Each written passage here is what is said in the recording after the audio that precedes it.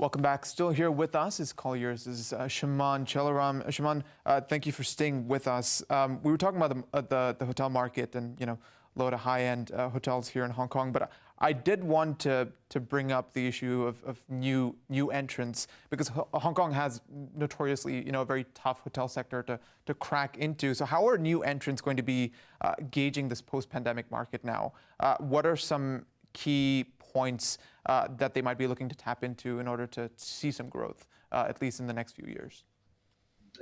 Thanks. I think it's a great point, and Hong Kong is a notoriously hard market for new operators and investors typically to enter. But we're seeing opportunities for new brands to come into the market. There's a lot of international brands who would like a presence in this market. But I think as we move forward, one thing the pandemic has shown us is that operators and owners have to be a little bit more flexible in their management agreements or their operating agreements to allow for a bit more flexibility in the way the asset is managed, in the way that the asset performs, and to be able just to survive through periods just as like what we've been through. And I think that's going to be key for a lot of the brands because some of them have been very used to having very long management contracts. And we're starting to see that start to shorten a little bit as new brands start to look into the market. And one new sector, I guess, that for entrants looking at the hotel space as well, interestingly, and due to the hotel investment demand that we've seen this year, has largely come from the co-living operators to try and see if they can reposition some of the hotels to cater to sort of this very sort of unique need and a unique demographic in Hong Kong by providing them with the different type of service offering using hotels as a basis, providing the zoning and the licensing laws permit that.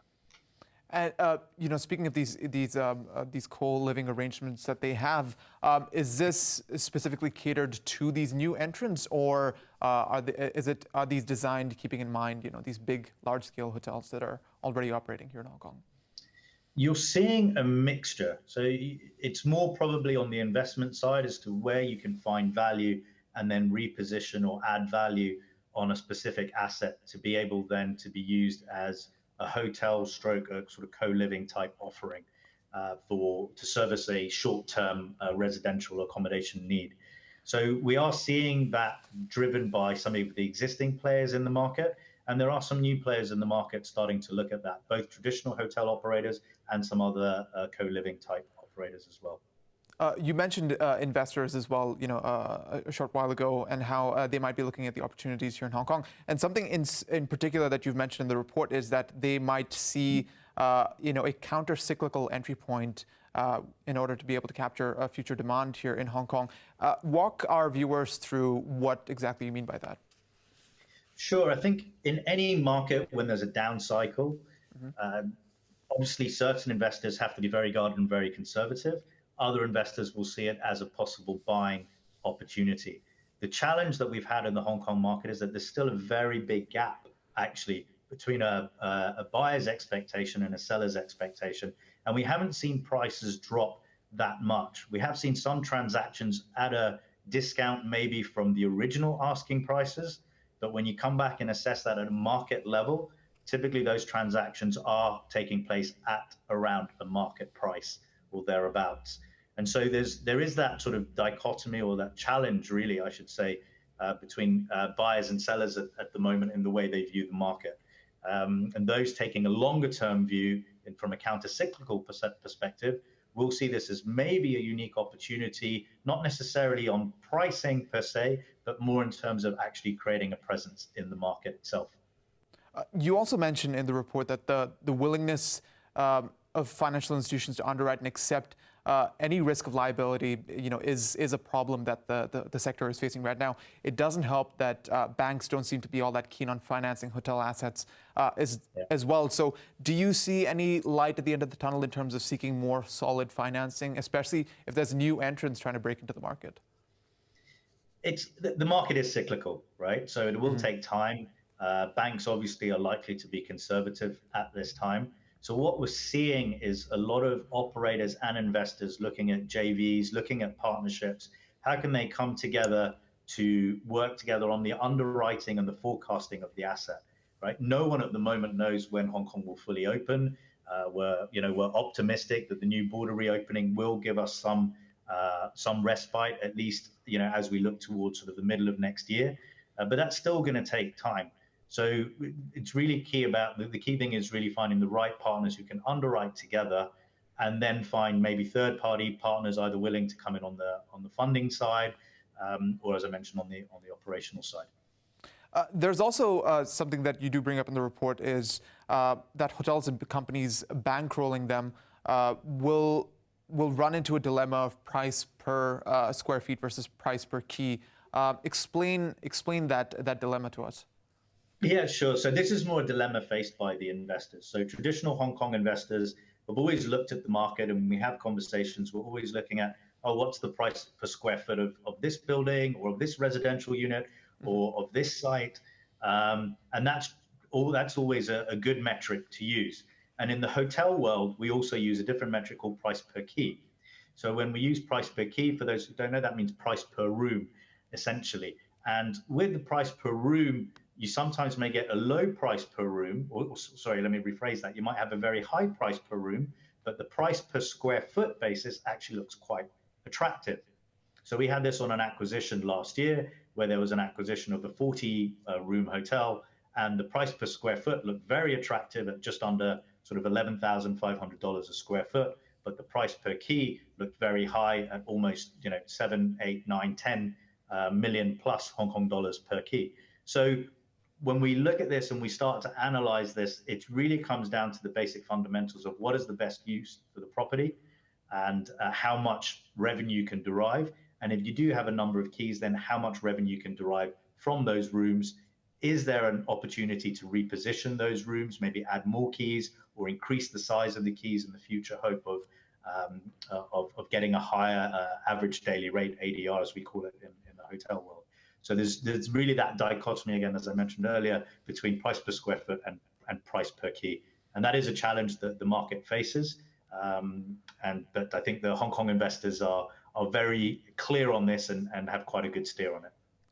And speaking of investors, there's an expectation that these hotels will also embrace their ESG commitments on a war footing to some degree. How does green financing then play a role in this sector's growth, especially during a time like this?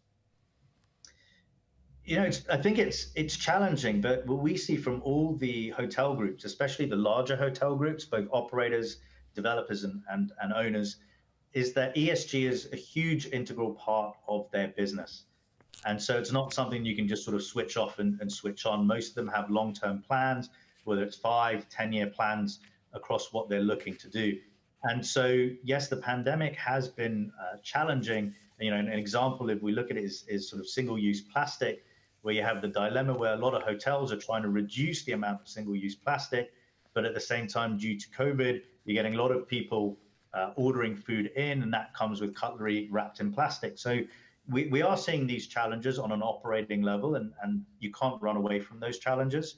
And there's also the fine line between safety. But ESG definitely has a very strong place in the industry. And then when we look to green financing, sustainable linked loans, this is definitely a trend that's continuing. We've seen Sino Hotels recently do something. We've seen Lai Sun also come into this space a few years ago when they were building their hotel. And we definitely see this as a big trend. And on the wider green financing side, Hong Kong has a huge role to play, not only for financing in Hong Kong, but for financing across the region in sort of the green financing space. Speaking of the broader region, I mean, with traveling, and you did bring this up earlier, with traveling now beginning to reopen between the mainland and Hong Kong, what can we expect? Could that turn the tides potentially for the sector, especially in this year? Short term, it's still going to be very challenging, to be honest, because it's the opening up is not going to be large enough or fast enough.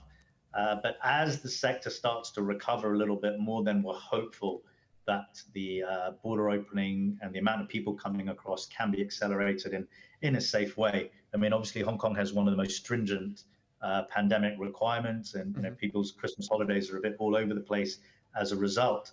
But what we're seeing is that until we have a much fuller opening of the border and easier access to international travel for inbound travelers coming into Hong Kong, then we're still going to have quite a challenging scenario. And for us, we're still looking at probably at least the middle of next year for that to start ramping up a little bit more, and possibly end of 2022 moving into 2023.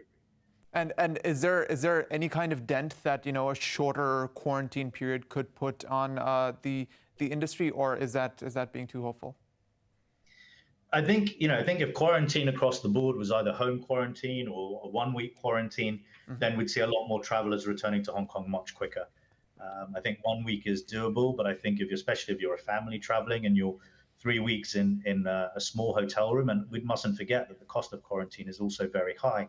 So that has a knock-on effect. But for me, other than the financial cost, it's actually the mental well-being of, as adults probably were okay, maybe just about to do 3 weeks quarantine. But if you're there with your family and your young kids, it's just not normal to all be in one room for 1 month and not have fresh air. So that is definitely something that we need to address. The government needs to address also from a mental health perspective, because no one's really gone through that properly, and that's really challenging. Well, an important note to end things on. Shaman, thank you so much for joining us. Yep. Thank you very much. Well, that's it from us here on All About Money. We'll see you again next week. Take care.